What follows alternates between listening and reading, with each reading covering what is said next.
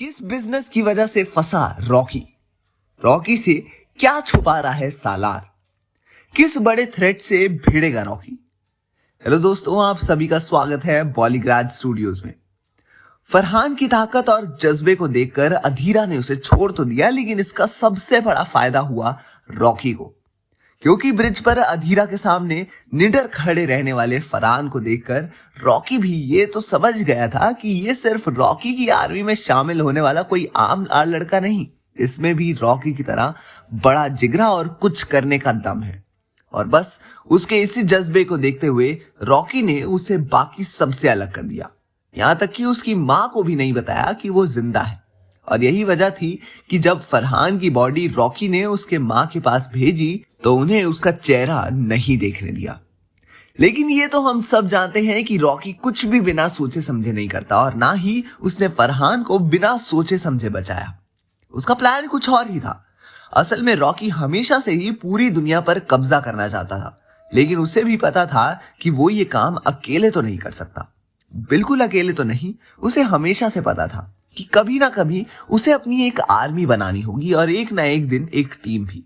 और यही रीजन था कि क्यों रॉकी केजीएफ में आया, कि सबसे पहले अपनी एक आर्मी बनाने का सपना उसका सिर्फ केजीएफ में ही पूरा हो सकता था, जो सच में उसने कर दिखाया। अब केजीएफ के लोग उसके लिए मरने मिटने को भी तैयार थे, तो अब बारी थी अपनी एक टीम बनाने की। लेकिन इसमें वो सिर्फ केजीएफ का ही इस्तेमाल नहीं करने वाला था, बल्कि उसे और भी जगह के लोग चाहिए थे। लेकिन केजीएफ में उसे अपनी ही तरह फरहान मिला, लेकिन उसे वो अपनी तरह सिर्फ केजीएफ के कामों में या इंडिया के अलग अलग शहरों में नहीं भेजना चाहता था। उसका प्लान था उसे फॉरेन भेजने का, यानी यूएस और रशिया, और उसने यही किया। फिलहाल फरहान तो यूएस गया और उसने रॉकी के बिजनेस को भी बहुत बढ़िया तरीके से आगे बढ़ाया। लेकिन क्योंकि वो खुद रॉकी की ही तरह था, तो उसने भी वही किया जो रॉकी ने किया, यानी राज।